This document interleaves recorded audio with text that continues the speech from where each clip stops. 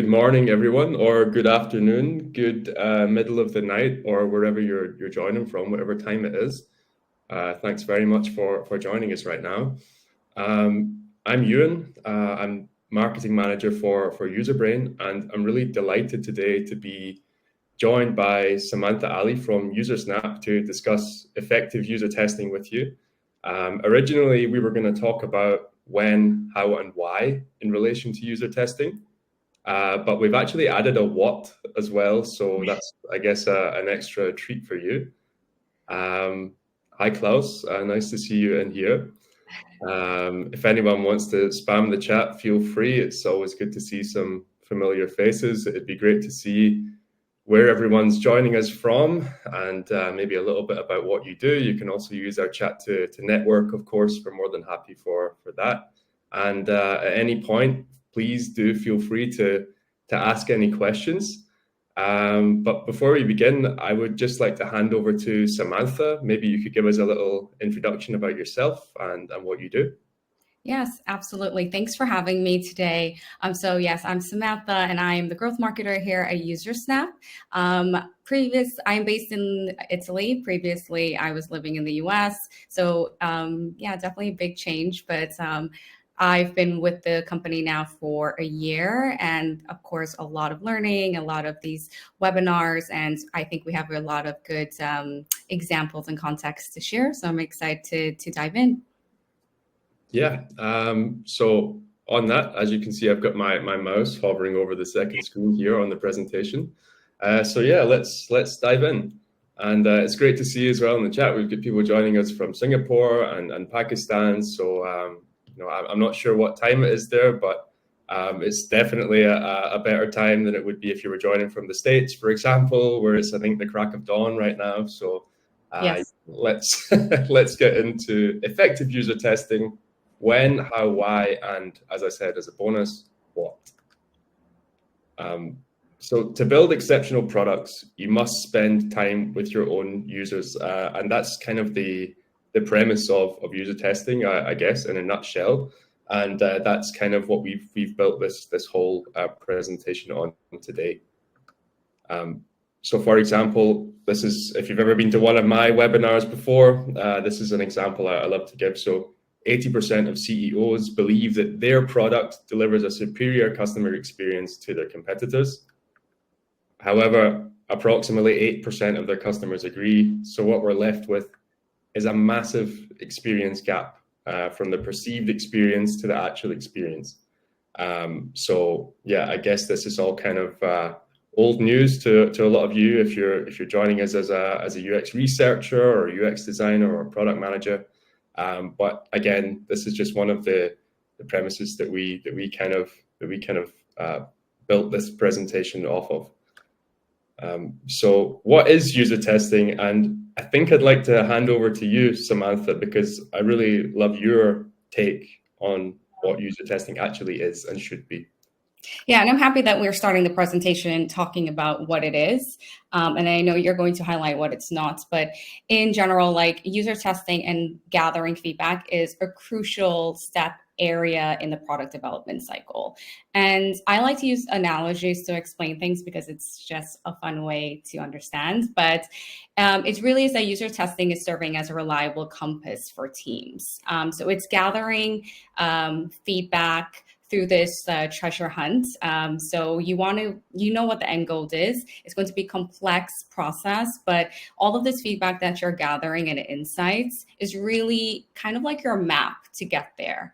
And there's going to be iterations to that, of course, along the way, but you know what you're working towards instead of, kind of going blinded, trying to find this gold at the end.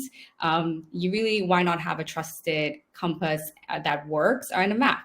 With insights to help you along the way. So as you see on the slide, also just for definition purposes, it's really a method of gathering direct feedback. It's a tool. You need tools to be able to do this. It's not something that we recommend doing on your own. And then, it's a guide at the end of the day to help make those decisions for the product team and for the company. Yeah, absolutely. And I think as well, just to touch on this, if you are joining us as a designer or a researcher or a product manager, It's probably good for you to know that both Samantha and I, we both come from a marketing background. So just on that, we use a lot of tools on a daily basis, and I'm sure you do as well. And there's a ton of them out there. So we're not really focusing on Usersnap or Userbrain in this particular webinar. It's more just of a general, user testing, how, what, when, why, and that's what we're going to go through now. And I'm going to continue by explaining what user testing is not. And that's really the main one for me. Is it's not a public opinion poll. And again, a great example I like to use for this point is that of Walmart, who I believe in 2009, they asked their customers in a massive survey, basically, would you like our aisles to be less crowded? Because if you've ever been to a Walmart or a sort of a budget supermarket, a lot of the time the whole business model is trying to cram as many products as possible into the stores as close as they possibly can be to maximize revenue, of course. And of course, the shoppers overwhelmingly said, "Oh, it would be great if the aisles were a bit more airy and a bit more free." So yeah, that's what they asked, and this was the result. They made the aisles wider, but the problem there was that they lost approximately $1 billion in revenue directly because they were trying to use their user testing as basically a public opinion poll. So basically, yeah, it's also not a substitute for expert review. So if you're joining us as a designer, as a researcher, there's probably a good reason why you are employed by your company or why you're a successful freelancer, whatever it might be. And that's because you have a fantastic ability to do what you do. So we always say that the user testing process, with whatever methods and whatever tools you use, it should inform your expert opinion. It should inform your product.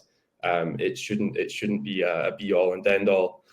And yeah, it's also not a one-off activity, as I'm sure many of you know. You're going to get the best results by testing on a fairly consistent basis, with consistent methods, techniques, and tools.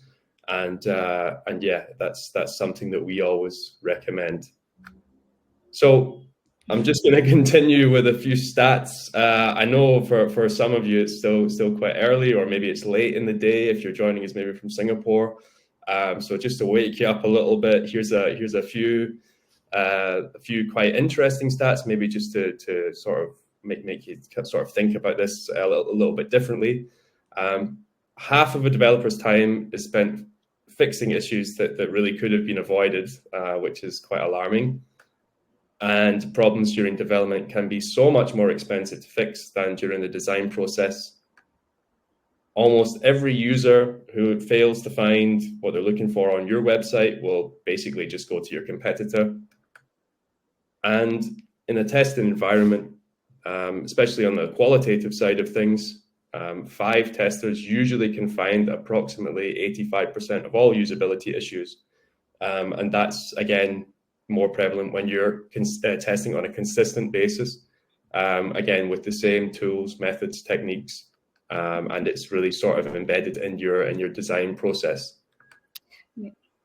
Yeah, and before we jump to the side, I also feel like the developers wasting time. It's also not having the information that they need, the whole picture, all of the context included, because then there's a lot of back and forth, right? So it is also part of that, saving time, and it's used a lot by companies, but it really is a specific need, in particularly for the development team. Absolutely. Couldn't agree more. And if there's one thing that we know, especially as marketers, or whether you're on the product team or the design team, we're always working with developers. And ideally, we don't want to give them more work than we need to. And again, that's all about company culture and things like that. So we're not going to go too much into that today. But it's just important as well, I think, to remember that everything's all connected to development, especially if you're launching a lot of new features. and designing a lot of new features, it's much more beneficial if we're testing on a regular basis, which kind of gets us on to the when of user testing. So before or after launch, Samantha, what is your kind of take on this? I think we're going to hear this a lot throughout the presentation, but both, and also depending, right? So it also, depending on where your product is, what type of feature it is it an improvement or is it something completely new? How many customers is it going to affect, etc.? You will decide this, but I will use an example I'll use a technical example and then also a fun one, because I think, as you could tell, I want to share more fun examples as well.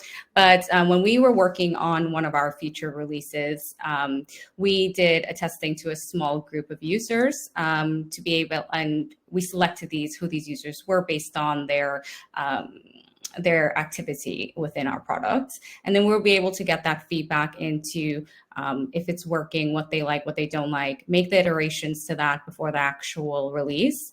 And I will show this example template later, but we also then used what we call a new feature announcement template that made all the users aware of this new feature, but then at the same time, asking them for their feedback. So really a win-win situation there, because you will want to announce that this feature is there, but then you also want to be able to gather feedback. So as you can see in this example, we're getting feedback before the feature was launched from a specific group of users, as well as we wanted to get that feedback after launch to understand if it was meeting the user's expectations. And then, so my fun example, because the holidays are coming up, will be when I remember I was cooking for my first American Thanksgiving. I was hosting it to a bunch of international friends in Rome. And I really never did this thing before. I was very insecure. So I had a smaller dinner where I made everything that I was going to make on the day. And then I heard the feedback from my small group of friends. I made some adjustments also for myself. And then on the day of the celebration, I felt more confident on what I was delivering. I was more happy with it. And then at the same time, I was also getting the feedback from everyone. So real time. So I think that's a nice way. I see that all the time in my everyday life, about these reasons why you want that information ahead of time and that you also want that feedback after. So that's my fun example of showing before and after. Yeah, I think that's the difference maybe between you and I, because if I had to cook a Thanksgiving dinner, I think I would have done everything last minute, and the turkey would have been dry, and the sprouts would have been hard, it would just have been a complete mess. But yeah, it just shows that how these sort of practices kind of from everyday life really do translate into the sort of product development cycle and the testing process. So yeah, that's a really fun example. So thanks for sharing that. Yeah. And then I guess we kind of get onto the how often thing, which is a question that I get asked a lot often when I present a webinar like this in the Q&A maybe. And it depends, of course. It's always the answer. It's the how long is a piece of string question, but really just on a regular basis. And it's a little fun kind of fun fact. If I don't know if anyone attending today has used Userbrain for a long time, for example, but when our product was first launched, it was actually a subscription service where you would receive videos of users using your product once a week. So really, that's something that's kind of, although we've obviously pivoted a bit in what we do, that kind of regular continuous testing has been something that we've really built upon. And so whether it's every week or every month or every time you have a new feature or whatever it is, I think as long as everything is clearly defined, you're using the same methods, the same personnel if possible, so you've kind of got this benchmark of how you test, then I think the when kind of comes naturally. Yeah, And I will also add, yes, agree that it needs to be often. And sometimes you need feedback all of a sudden right away, or you want to have access to be able to ask for that feedback. And that's why I think tools like Usersnap is important, because it's there and already for you to use. So if there's no, sometimes you would, if you want to conduct a massive like user research insights, you might have to plan it, find a tool.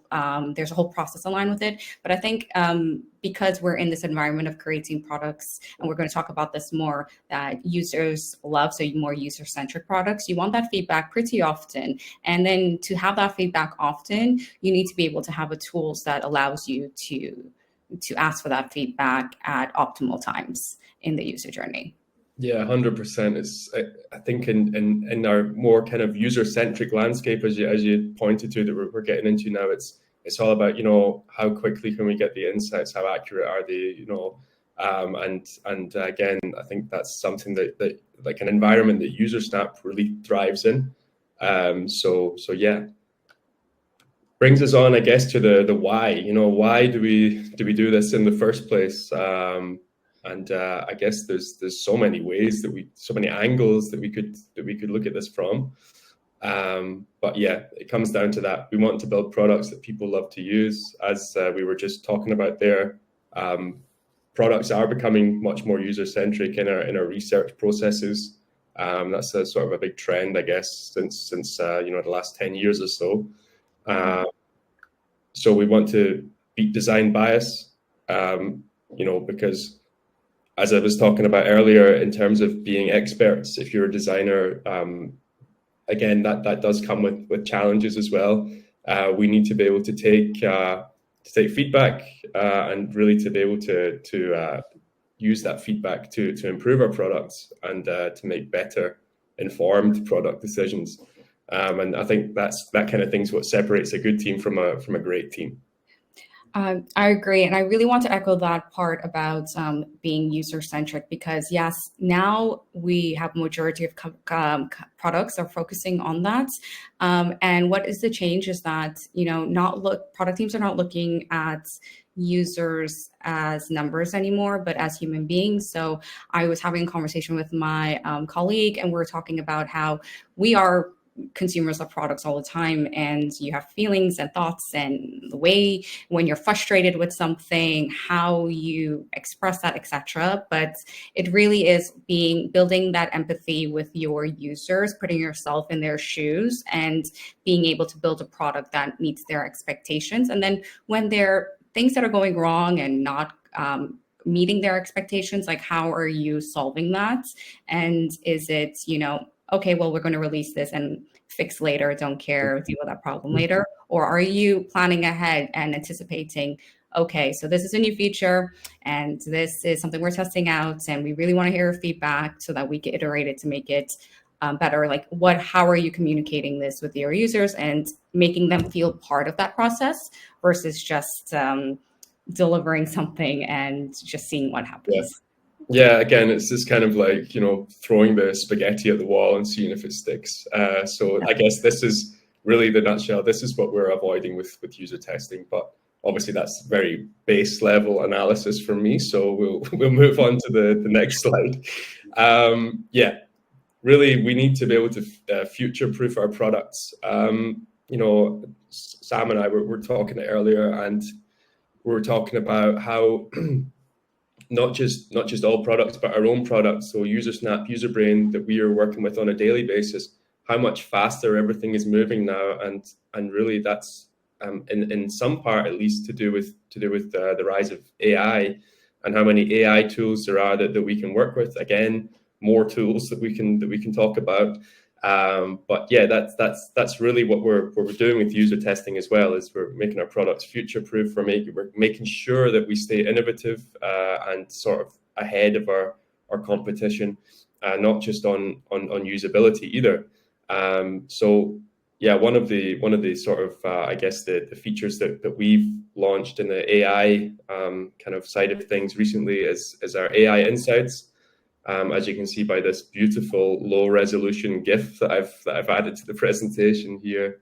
It basically analyzes the transcript from your user test video and yeah, it comes up with some insights. So if you've ever used Userbrain before, maybe you've used this feature.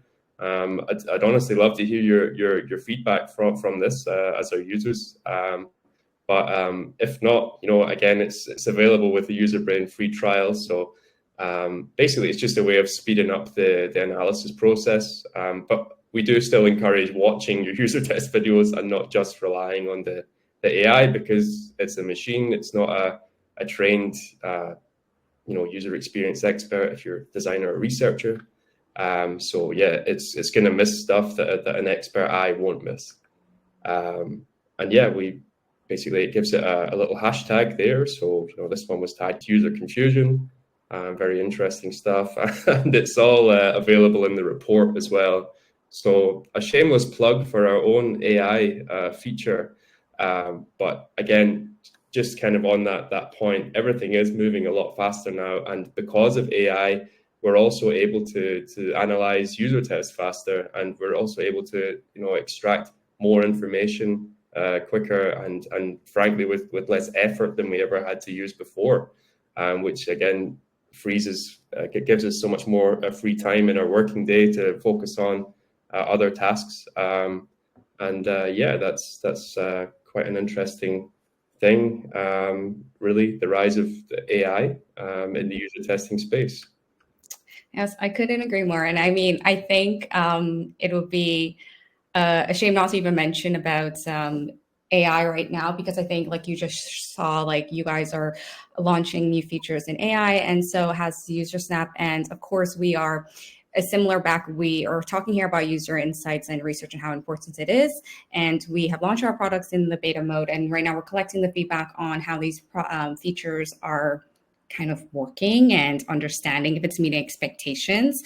But I will share just a little bit about, there are 3 of them that we have done. And I think that in general, going across all industries, AI is going to be this tool of like assistance. So for example, if your product has any type of capability to reply to a customer or to speak to them about an issue, you would want that kind of generated suggested text to help you speed up that response to them, similar like how you would use other writing tools. And then insights, if your product, like you were just showing, is sharing insights, you want to be able to get to that insights a little bit faster. But it also is going to change a little bit of your workflow sometimes. And that means for the better, but it's also like a whole new process of doing things. So one of the features that I'm super excited about is our smart labeling. So I will share my screen now, and you could tell me if I think you'd be able to see the dashboard. And I just want to highlight like a few things here. So with Usersnap, you are able, of course, to label your feedback so you understand and organize the feedback and be able to prioritize it better. But now with AI, you are kind of having the assistant tool here doing it for you. So as you could see, Smart Labels added this issue as a bug, also added it as a support, and then you could set this as a high priority. I know that this is something that you have to work on right away. So instead of like missing this or acting on it too late, you see it, and at the same time, you don't have to go through a ton of feedback and label the ones that are high priority. It is AI is doing it for you. And I think, again, just going back to it being an AI assisted tool. So yeah, these, I think in general for us, we have to talk about AI, and because this is always going to be part of any product development and new workflows. And yeah, you guys could check it out at Usersnap. We have a really cool video on YouTube right now.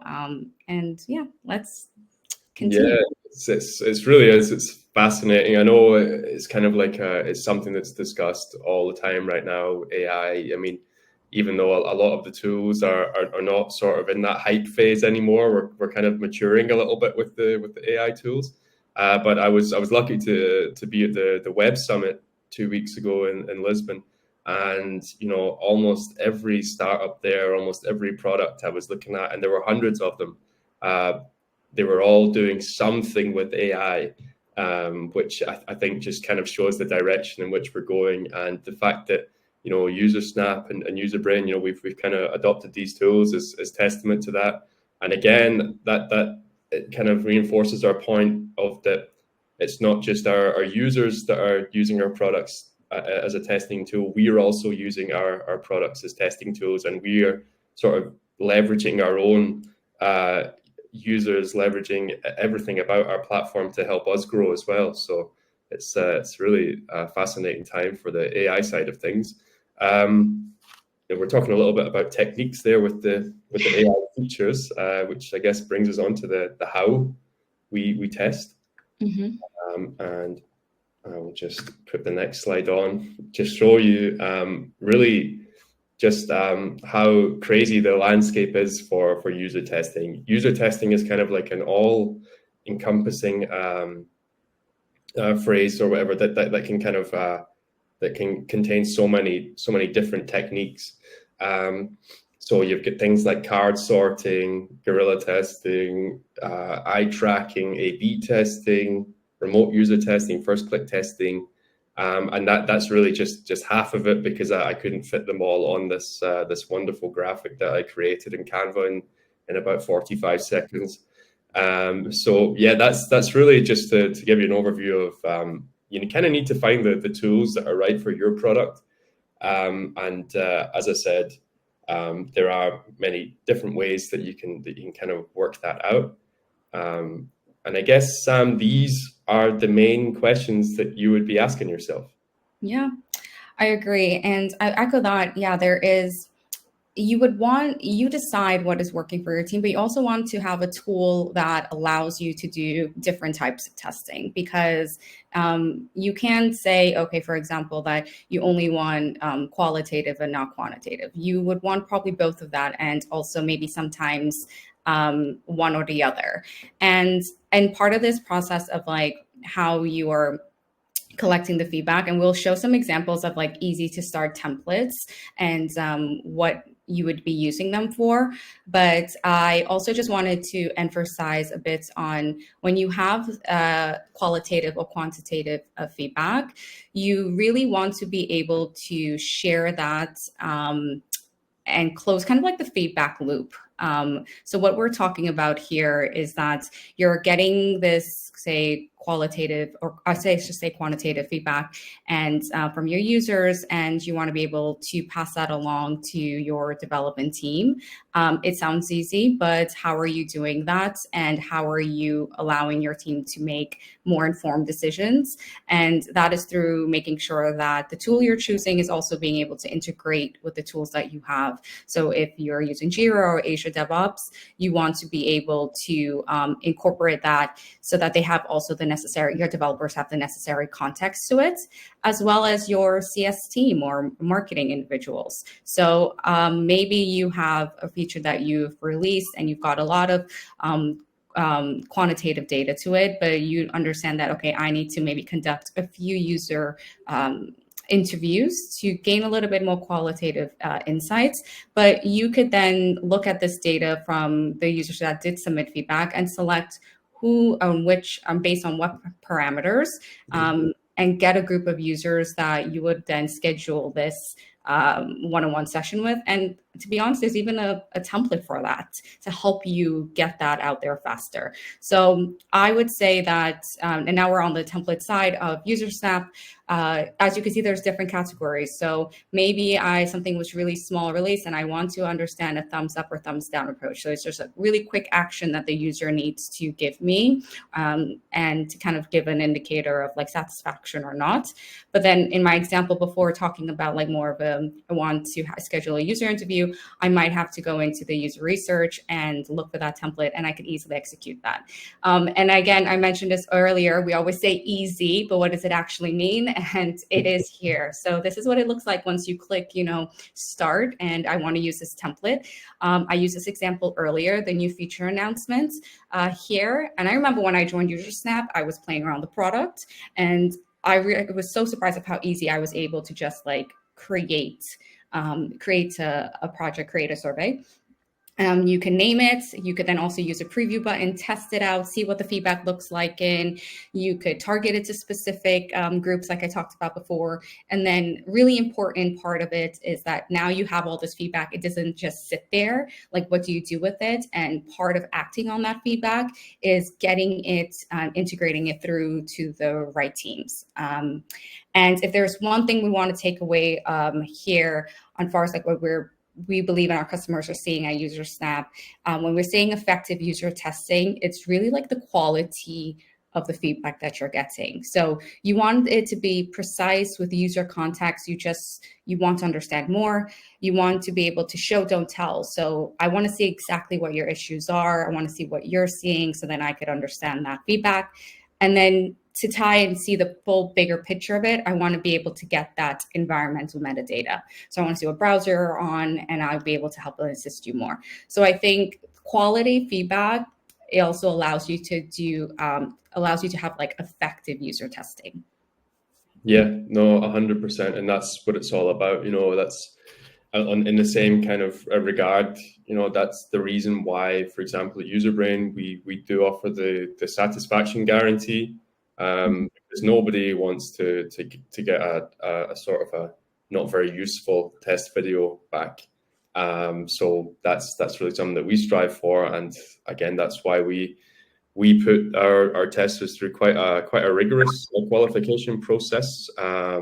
If I do say so myself, I've taken that process myself, and we watch every video from every applicant who wants to test for us, and we make sure that they can, for example, they can think out loud, and because it's actually surprisingly difficult to do, especially depending on the environment in which you're in, because with remote unmoderated testing like what we do with Userbrain, your testers, they're testing in their own environment. So it might be like here in my spare room here, or it might be I don't know, it might be at work, or it might be wherever it might be for these individual testers. And just on the subject of examples as well, we also have a templates library for what we do. It works in much a similar way. We have an example of just about everything from every kind of industry to testing every kind of aspect of your product, from an onboarding journey to an early prototype. It's almost all there. And as I said, it's completely free to use. And again, we have a button which would just normally be at the bottom of this page here, where you can click use this template, and very similar to Usersnap, everything's already preloaded in there. And again, we always like to think of Userbrain as easy, fast, and affordable. And as you were saying, Sam, how do you define easy? How do you define fast? Very similar experience myself as to what you had when you first joined Userbrain. Everything just seems to kind of click together, and that's feedback that we frequently get from our users.